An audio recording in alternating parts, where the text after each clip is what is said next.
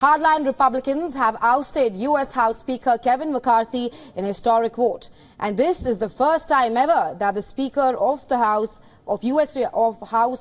Representatives has lost a no-confidence vote. 58-year-old Speaker's ouster is a result of a rebellion by a handful of ultra-conservatives.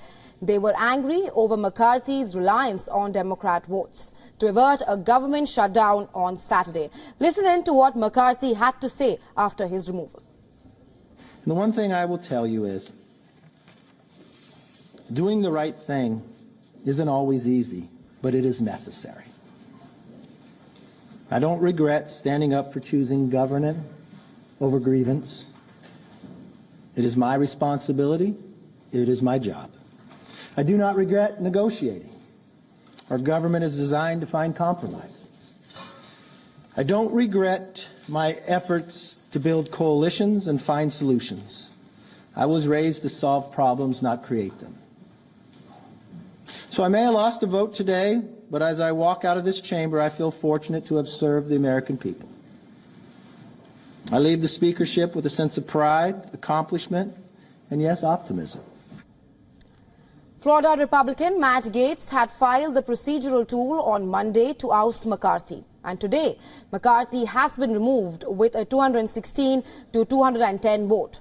While he was the leader of the Republican majority in the lower chamber of U.S. Congress, 8 Republicans voted to remove him, while other 210 wanted to keep him in the role.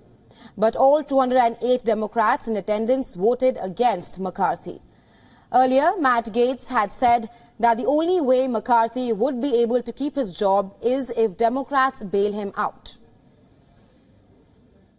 It's the benefit of this country that we have a better Speaker of the House than Kevin McCarthy. Kevin McCarthy couldn't keep his word. He made an agreement in January regarding the way Washington would work, and he violated that agreement. We are $33 trillion in debt. We are facing $2.2 trillion annual deficits.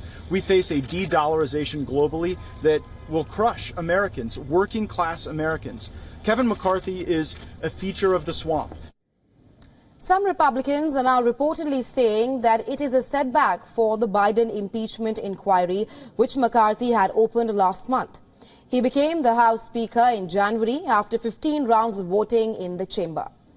Gaetz and other hardliners had refused to support him back then as well.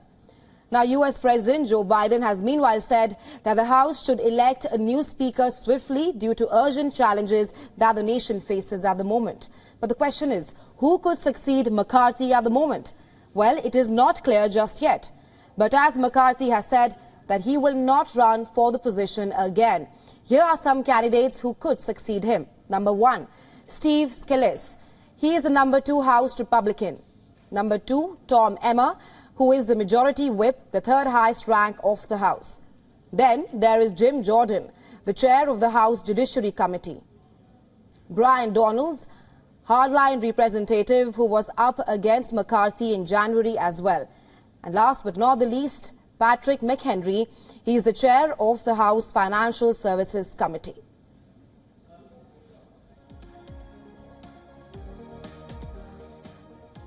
And for more on this, our correspondent Susan Tehrani tells us as to what's next for Kevin McCarthy. Take a listen.